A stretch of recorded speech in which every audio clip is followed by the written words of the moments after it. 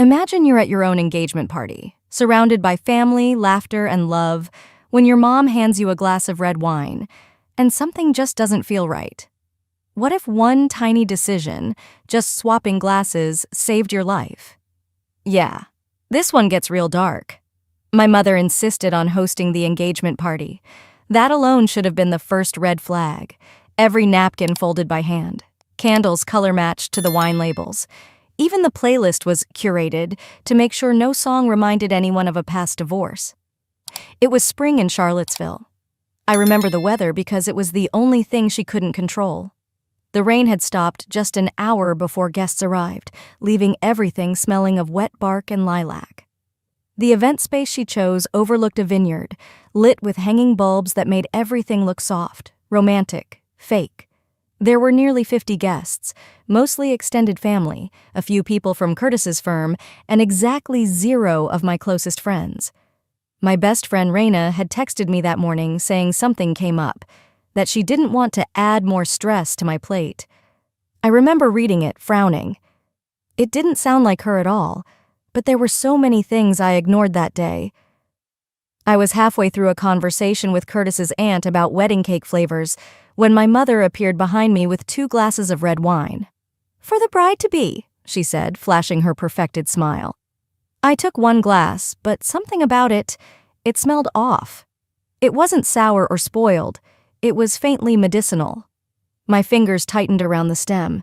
The scent stirred something uneasy in my chest. But everyone was watching.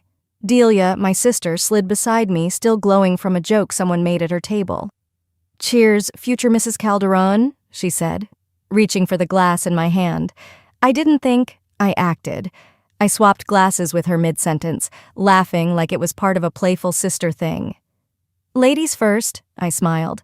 Delia rolled her eyes and took a sip. 30 minutes later, while I was helping arrange candles that had blown out near the buffet, I heard someone shout her name. I turned and saw her stumbling near the bar, her face pale as wax. Then she dropped. Everything moved in fast forward, heels clicking, chairs scraping, voices rising in chaos. I ran, heart clenching. Someone was already calling 911. Velma, my mother, was right beside her, theatrically kneeling, fanning her with a cocktail napkin like she was auditioning for a soap opera. "She probably drank too fast," she said, with that same tight smile glancing toward me. "Or maybe she didn't eat enough today." I froze. I couldn't say anything, not with everyone looking. But inside, the silence wasn't still. It was screaming. Raina wasn't there, and Delia drank the glass meant for me.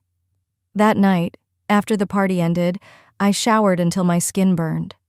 The scent of that wine clung to my memory like mildew.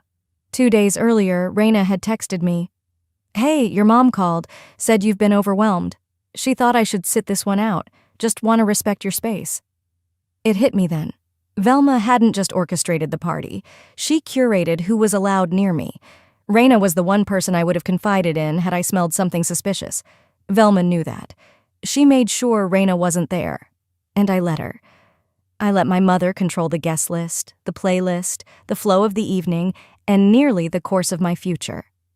I thought about Delia lying in a hospital bed while Velma was probably fluffing throw pillows back home, pretending the whole thing was an accident. If I hadn't traded glasses. My mother hugged me before leaving the venue that night. I felt her hands cold against my back, like they were waiting to push. "You did great, sweetheart," she whispered, "just like we practiced." I didn't respond, but inside, something was breaking free. A voice I'd quieted for years. I went to the kitchen, pulled out the cork from the leftover bottle, and smelled the wine again. Same strange note. I wasn't imagining this. The next morning, I called the event space manager and asked about security cameras. I wasn't sure what I expected, but I knew one thing. If she was willing to do this to me now, what else had she already done? By early afternoon, the day after the party, the footage request was still pending. I hadn't eaten much, just picked at dry toast and pushed eggs around my plate like a kid avoiding vegetables. Curtis offered to drive me to the hospital to see Delia, but I said I needed time alone. That was only half true. I needed answers, and I needed them without more smiling lies. He sat across from me on the couch, clutching his coffee like it might anchor him to the floor. His foot tapped nonstop, the kind of nervous habit he usually reserved for big client meetings. "There's something I need to tell you," he said, not meeting my eyes. I looked up slowly. "Please don't say it's about the wine." He shook his head. "Not directly." Then he paused, like he had to decide whether to ruin my day or keep protecting me. That's when I knew it was going to hurt. 3 days before the party, your mom asked to meet me. She said it was about logistics, venue, guest count, that sort of thing. "Logistics," I repeated, voice flat. "Sure." She chose a quiet spot near the courthouse, coffee bar with no one in it. 5 minutes in, she brings up your exes, casually, like someone mentioning bad weather. I felt a chill forming in the center of my chest. She said she didn't want to see you repeat your past mistakes, said you deserved stability, then... He stopped again. "Then what?" I pressed. "She offered me money, said she could write a check on the spot if I agreed to end things. Quietly, walk away, disappear." I blinked, unsure whether to laugh or scream. "She brought up the suit I settled years ago," he added. "Said if I refused, people might hear a different version of what happened." "You're telling me," I said slowly, "that my mother blackmailed you." "She didn't use the word," Curtis muttered. "But yes, that's exactly what it was." I stood up, arms crossed so tightly I could feel my nails digging into my sleeves. "And you didn't think to mention this before?" "I didn't want to make things worse. You were already stressed about the party, and your mom has a way of controlling the narrative," I finished. "Yes, she's very practiced." He didn't reply. That same day, I finally responded to Raina's text from last week, the one where she mentioned Mom calling her off. At the time, I assumed it was just Mom being overly dramatic, but now I understood the pattern. Raina replied immediately, like she'd been waiting for me. "I wasn't sure if I should say this," she wrote, "but I just got a weird anonymous message this morning. Said I was interfering. Creepy tone. Looked like it was sent from a burner app." She sent a screenshot. The message was short, but it chilled me. "She's fragile. You're making it worse. Walk away while you still can." It didn't take a genius to know who was behind that. I stared at my phone for a long time. My thoughts weren't racing. They were folding in on themselves. I remembered Mom in high school telling me Jenny was a bad influence after we snuck out to a concert. By college, she had convinced me my roommate Lauren was secretly jealous and spreading rumors. Somehow, everyone close to me became toxic in her eyes, always with a warning, always for my own good. And I listened. I felt stupid. Worse than stupid, I felt manipulated. How much of my life had she puppeteered without me even noticing? Curtis tried again. "Maura, please, you have every right to be angry, but this isn't your fault." "I didn't say it was," I said, standing. "But if I don't figure out how far this goes, it's going to keep happening. She's isolating me. I need to stop it." I left him there, pacing softly between rooms while I grabbed my laptop and shut myself in the bedroom. I typed one word into Google: benzodiazepine. I clicked through articles, forums, medical glossaries, cross-referencing effects, availability, detection timelines. Somewhere deep in one link, I saw a chemical compound name that rang a bell: lorazepam. It had that soft, bittersweet smell, familiar in a way I couldn't place until I remembered Velma's bathroom cabinet. Little orange bottles tucked behind cold cream and vitamin C serums. I enlarged the image on screen. My breath caught. I've smelled this before. The smell was embedded in my memory now, not just from the glass at the party, but from something much older, the faint trace that used to linger on Velma's pillowcases or the inside of her purse. I couldn't shake it. I stared at the compound on my screen until my eyes blurred, then closed the tab, needing air. As I stepped out onto the porch with my mug of now cold coffee, my phone buzzed. It was a Facebook message, from Gavin. I hadn't spoken to him in almost a decade, not since my 3rd year at university, when we split under what I believed was mutual disinterest. But seeing his name now, it felt like a door cracking open to a room I'd been told never to enter. "I saw the news about your sister. I know this is out of the blue, but can we talk? There's something I should have told you years ago." 10 minutes later, we agreed to meet at a small cafe not far from campus. Gavin looked older, yes, but not weathered. His smile was hesitant, like he wasn't sure he deserved to be sitting across from me. "I almost didn't message you," he said, but when I heard what happened at the engagement party, it brought back a lot. I kept my face neutral. "Go on." "You remember how things ended between us? You thought I cheated." I nodded. "You were always vague about it, and then just disappeared." "I didn't cheat," he said flatly, "but your mom told you I did." I narrowed my eyes. "She showed you a photo of me with a classmate outside a bar. What she didn't tell you was that it was part of a group study meetup. Your mom had someone follow me. Then she sent that picture to you with a story already attached." I went quiet. "She also contacted my residency director," he added. "Told them I was mentally unstable, that I was dragging you down. I almost lost my placement over it." I blinked. "I tried to email you, call. I even left a letter with Raina." I remembered Raina giving me a thick envelope the week before graduation, but Velma had intercepted it. Told me it was some last-minute drama from Gavin and tossed it in the trash right in front of me. I didn't know. I figured. He reached into his coat and pulled out a small envelope. "I kept copies, voicemails, screenshots, in case you ever, I don't know, needed to remember that I didn't just walk away." I took it, my fingers trembling. "So it wasn't just me."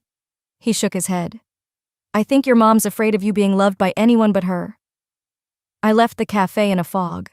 The memory of Velma hugging me that night after the party felt different now, like a snake curling around its prey, not a mother protecting her child. Later that evening, I visited Delia at home. She was pale, propped on the couch with blankets and a heating pad. She tried to crack a joke about taking one for the team, but her voice didn't have the usual mischief. "I need to ask you something," I said, sitting beside her. She looked over at me, wary. "In college, were you in love with someone named Sophia?" Delia didn't speak for a moment, then softly, "How do you know that name?" I shrugged. "I found a photo once, in one of your boxes." Delia stared at the floor. "We were in love, for almost a year. Then Mom found out." "What did she do?" "She called Sophia's parents, said we were engaging in inappropriate conduct on campus. She threatened legal action, told them she'd ruin her father's business if they didn't pull her out of school." I swallowed hard. "And the therapy?" Delia nodded. "Mom said I needed help rebalancing my emotions. She picked the therapist, drove me to every session, sat in on a few. I was so broken down I thought maybe she was right." Tears shimmered in her eyes but didn't fall. I told myself she just didn't want me to get hurt. But now I realized she was hurting me to keep control. We sat in silence. That night, I pulled out a battered box from our childhood. Inside were old notebooks, yearbooks, some mismatched earrings. At the very bottom, I found Delia's leather journal. The middle pages were torn out, but what remained stopped me cold. I feel like someone's watching me constantly. Mom knows things I haven't told her. She says it's intuition. I think she's reading my emails. I think she's talking to my professors behind my back. I shut the journal and leaned back. It wasn't just about the wine or the party, it was a pattern, and now I was ready to document it. I opened my laptop and typed the title, Documented Patterns, Velma Ridgway. I hadn't even finished naming the folder when my phone rang. Raina's name lit up the screen. "I got something," she said, skipping hello. "You're gonna want to sit down." 5 minutes later, I was parked outside her place, engine still humming. She met me at the door, eyes wide, holding a flash drive like it was made of dynamite. "It's from the venue," she said, leading me into her small living room. "I made a friend on their tech team. He was concerned." She plugged the drive into her laptop, pulled up a grainy time-stamped video, and hit play. The angle was from a high corner of the kitchen, covering the countertop, the prep table, and my mother. There she was, Velma, calm, composed, alone. She set 2 glasses down, reached into her purse, pulled out a tiny dropper bottle, 1 drop, then another, stirred gently with a spoon she wiped clean and placed back in her purse. She checked her reflection in the microwave door and smiled. My chest tightened. The video continued. I entered the kitchen. She turned, startled, then covered the tampered glass with a napkin and handed it to me. The smile never left her face. Then came the moment I swapped it with Delia's. Raina didn't say anything. She didn't need to. She was going to drug me, I whispered, barely recognizing my own voice. And she did it smiling. It wasn't rage I felt, not yet. It was something colder, heavier, the kind of betrayal that sits inside your bones, refusing to budge. Later that evening, I stopped by my parents' house under the pretense of checking on Delia. Velma wasn't home, which made it easier. I rummaged through the master bathroom drawers while Delia napped. 3 prescription bottles tucked beneath tissues and travel-sized lotions, all in Velma's name, all filled by different pharmacies. 1 expired, 1 dated 2 months ago, the 3rd freshly printed, alprazolam, diazepam, cyclobenzaprine. My hands didn't shake this time. I lined them up on the counter, took clear photos with my phone, then placed everything back exactly as I'd found it. I texted the photos to Raina. "Maura, tell me what you see," she replied within minutes. "Raina, that's textbook chemical suppression. None of those are mild, definitely not casual." The next morning, I walked outside to grab the mail and found Mr. Cletus leaning over his flower bed next door. He was retired now, an old man with sharp eyes and a voice like gravel, but he'd always been cordial. "You got a second?" he asked, waving me over. "Of course." He rubbed the back of his neck. "Didn't want to get involved, but I saw something strange the night of your party. Thought maybe you should know." "What was it?" "Your mother. She came out the side door real late, washed something down the alley drain, had gloves on, rubber kind, and she was holding this little brown bottle. Looked like the stuff I used to handle back in the lab." "You worked in a lab?" "Biochemistry. 28 years. You learn to recognize chemical disposal. She was being careful. Too careful for someone rinsing out wine." I swallowed. "Would you be willing to write that down?" He nodded. "I already have. Just in case. Left a copy in my shed." That night, I laid everything out on my dining table. Flash drive, photos of the prescriptions, Mr. Cletus's statement. One by one, I added them to the folder. Evidence phase 1. No more guessing. No more giving the benefit of the doubt.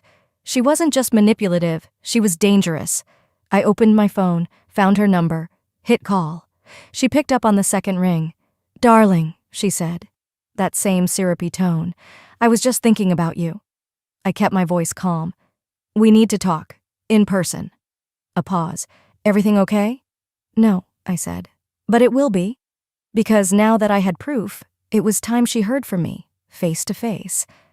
I scheduled the family lunch for Sunday, my neutral excuse for gathering them under one roof. Delia had just been cleared to move around, so I offered to host at my place. I made a pot roast I knew Velma liked. Let her feel safe, feel in control. That was the trick with people like her. Let them think it's their stage, right up until you take the mic. The table was set for 6. Delia and Tamsin arrived first. He looked uncomfortable, kept checking his phone. Raina walked in next, giving me a knowing glance. Curtis came late, offered Velma a polite hug she didn't deserve. Then there she was, Velma. She floated in like she was descending from a cloud. Perfect makeup, pearls, a container of lemon bars in hand. "You always host so beautifully, Maura," she said sweetly. "I'm glad we're back to family time." I smiled, then turned serious. "Actually, that's why we're here." Everyone turned toward me. Forks stilled. Tamsin raised an eyebrow. "There's something we need to talk about," I said, my tone low but clear. "And this time, no one leaves the table." I walked to the TV, plugged in the flash drive, and hit play. The footage began. Velma in the kitchen, the dropper, the stir, the smile. She didn't flinch. She just stared. Delia's face went white. Tamsin sat forward, lips parting in disbelief. I clicked to the next slide, the prescription bottles. Then Mr. Cletus's statement, scanned and printed. "You tried to drug me," I said evenly. "And when Delia drank the glass, you played it off like bad shrimp." Velma finally spoke. "This is a gross misunderstanding. You're overreacting. You've always been too emotional, Maura, always making drama out of nothing." "Don't," I said. "Not this time." I was protecting you, she snapped. From yourself, from another bad decision, from another failure you'd blame me for. I locked eyes with her. You almost put your daughter in the hospital just to keep your illusion intact. The room went silent. Then Delia spoke, voice trembling. Did you know I was pregnant when that happened? Velma didn't answer. Delia looked at Tamsin. She knew and still let me drink it. His eyes darted between us, unsure where the line of betrayal ended. Velma folded her arms. This is ridiculous. I've never tried to harm anyone. You've twisted every gesture I've made into a conspiracy. You handed me poison in a wine glass, Mother. That's not a gesture. That's a choice. Her lips pursed. I did what I had to do. The words hung there like a knife suspended in air. Later that evening, Raina called me while I was loading dishes into the sink. She's escalating, she said, no greeting. What happened? I just got a text. No number, no contact info, just this. You should have stayed in your lane. This isn't your story. My grip on the dish towel tightened. She's threatening you now? Raina exhaled. It's darker than the last ones, like whoever sent it wasn't just warning me, like they meant it. She's losing control, I said.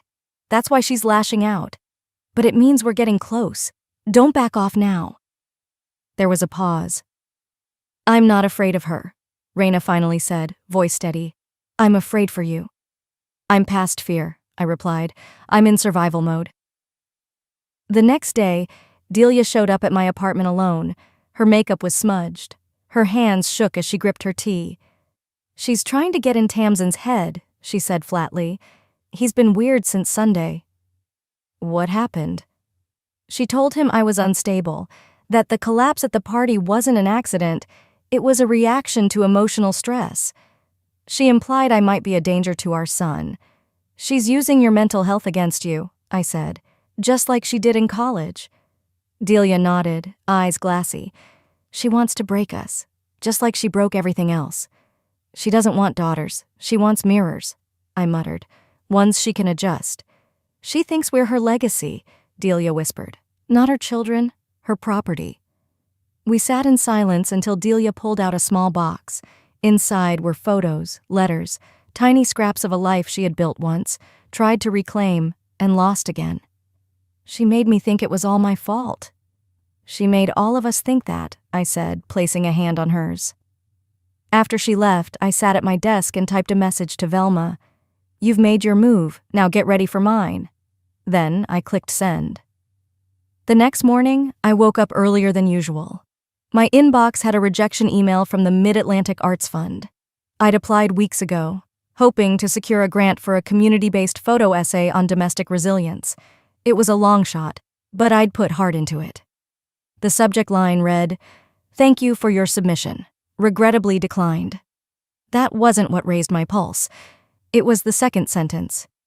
Given the tone of your previous email, we no longer feel aligned with your mission. I blinked. I hadn't sent them anything beyond the application form. Something felt off. I called Raina, and within an hour, we were sitting on her couch with her laptop open, retracing digital footprints. Raina was no hacker, but she'd worked in PR long enough to know how to trace metadata and IP strings. We found it, an email address created days after the engagement party.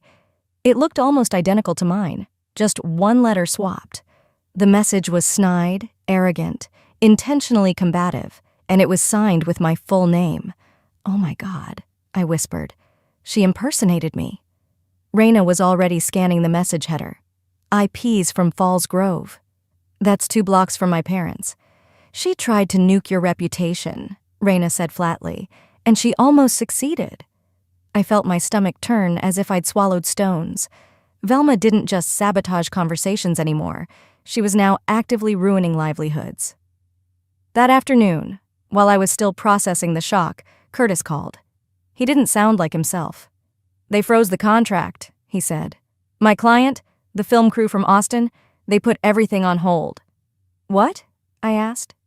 Why? He hesitated. They got a tip. Someone anonymously flagged me as unreliable, said I was hard to work with and that I had a history of drug use. I sat up straighter. What the hell? It's about the lawsuit from years ago, he muttered. It was sealed, buried. Velma brought it up in passing last month. I didn't think she'd dig, but she did. She's coming after all of us, I said. He sighed heavily. I didn't think she'd come for me like this. She wants control, Curtis. She's not above character assassination to get it. His voice dropped to a whisper. Do you ever think she's just evil? I think she's terrified of becoming irrelevant, I said. And the only way she knows to survive is by making sure no one outgrows her. Delia showed up unannounced just before dusk. She looked pale, exhausted. She hadn't even knocked, just walked in and sat down. I need to tell you something, she said quietly. I waited. After we broke up, Mom took me to a therapist, said I was grieving in a destructive way. She picked the therapist, paid for it, drove me there. I remembered. Delia disappearing for months, vague references to working through stuff. She sat in the sessions, Delia continued. Not all of them, but enough. Enough to spin her version. I was labeled emotionally unstable. It went on my record. She said it would help me get time off classes. Said she was protecting me. My throat tightened. She broke me, Maura, she whispered. I thought I was just messed up. Turns out she handed me the hammer and told me to start swinging. I reached across the table and took her hand. You weren't broken. You were manipulated. There's a difference. Delia's chin trembled, but she nodded. She has to be stopped, she said. I nodded slowly. And we're the only ones who can do it. Later that night, I went into my studio, not to edit, not to shoot, but to reconfigure. I pulled out a camera, set it to standby mode, tested the mic levels. This wasn't for art. It was for evidence. I placed it in my bag next to extra batteries, a spare SD card, and a copy of Velma's prescription bottles. She wanted a war? She just got one. By Thursday morning, my phone buzzed with a message from Raina. It was just a screenshot, a Facebook page. My name, my photo, but not me. The bio read, raw, real, recovering from betrayal. The posts were filled with vague emotional outbursts, quotes about unworthy partners, and worst of all, a blurry, backdated photo of Curtis holding a wine glass at our engagement party with the caption, "How many lies fit in a toast?" There were other photos too, private ones, shots I never uploaded anywhere. I stared at the screen, bile rising in my throat. This wasn't just sabotage, it was character assassination. She made this, I whispered to no one. The page had been created 4 days ago. The metadata on the photo matched the iPhone model my mother still used. Raina dug deeper. The IP? A residential line registered in Falls Grove. She wasn't hiding it anymore. She was trying to bury me in broad daylight. I reported the page, flagged every post, then began screen recording the entire thing. Evidence again. She's not content destroying my relationships, I told Raina over the phone. She's trying to replace me, with a version of me she controls. And what are you going to do? Raina asked softly. I didn't answer right away. Instead, I turned to Curtis and said, we're not waiting anymore. That weekend, we held the wedding, not the one we'd planned. No country club, no catered hors d'oeuvres, no guest list managed by Velma, just 10 people at a friend's vineyard an hour outside town. The late sun slanted through bare vines. The air smelled like earth and pine. I wore a white linen dress I'd found at a vintage boutique. Raina officiated. Delia stood beside me, mascara smudged but smiling. Gavin brought his camera. Tamsin held Delia's hand, their son squirming on his hip. We kept it simple, no vows read aloud, just quiet promises with our eyes and palms. There were no tears, no drama, just peace.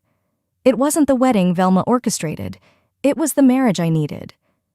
After the ceremony, Curtis and I stayed behind while everyone drove back. We sat at a small wooden table with a single candle between us. He reached for my hand. You still worried she'll find a way to ruin this too? He asked. She already tried, I said.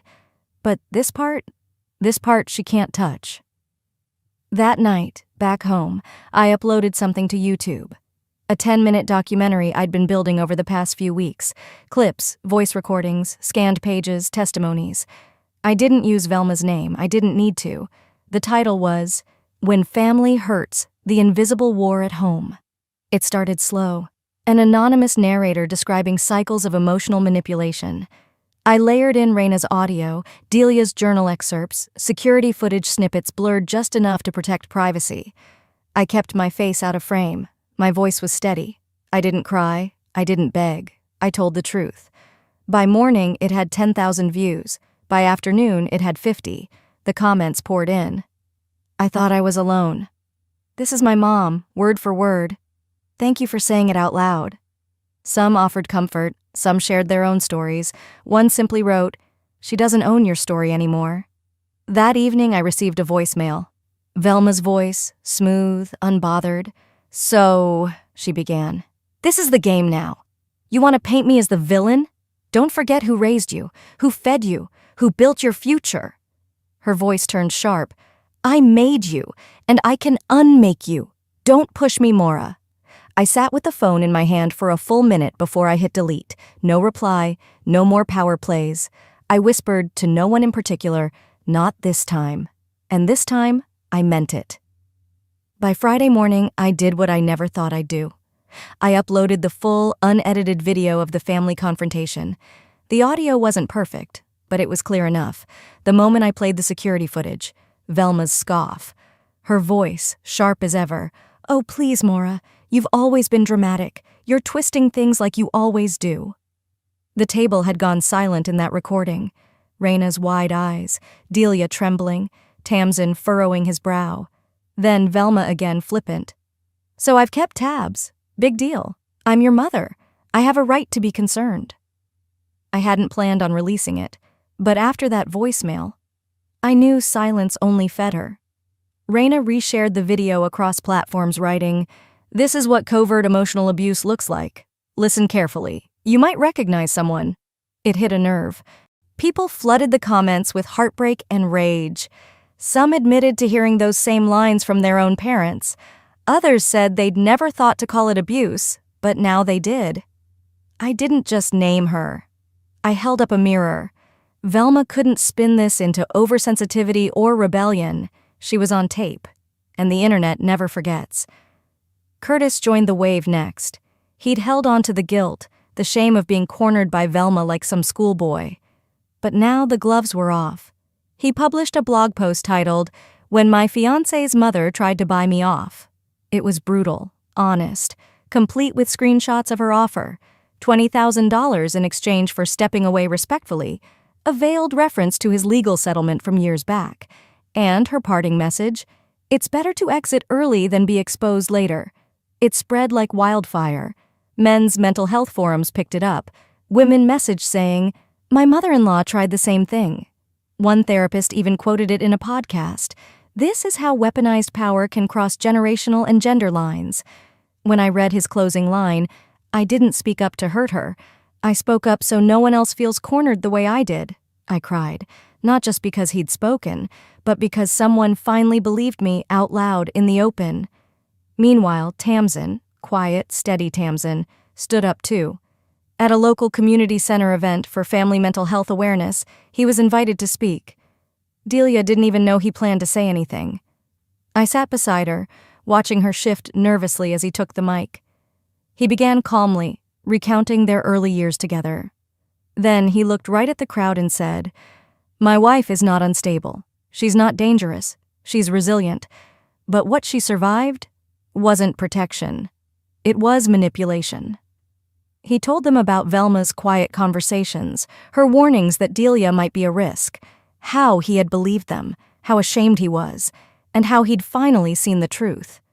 "She almost cost me my family," he said, "but I know better now." Delia was silent, cheeks damp. Then their son, perched on her lap, clapped with wide-eyed joy.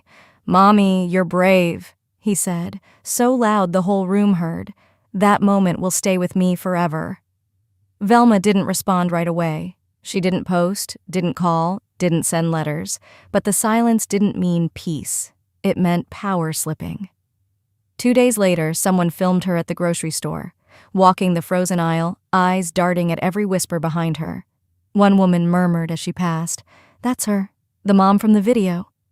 Velma kept her chin up, but I recognized the twitch in her jaw. the same one from my childhood when she knew she couldn't control a room anymore.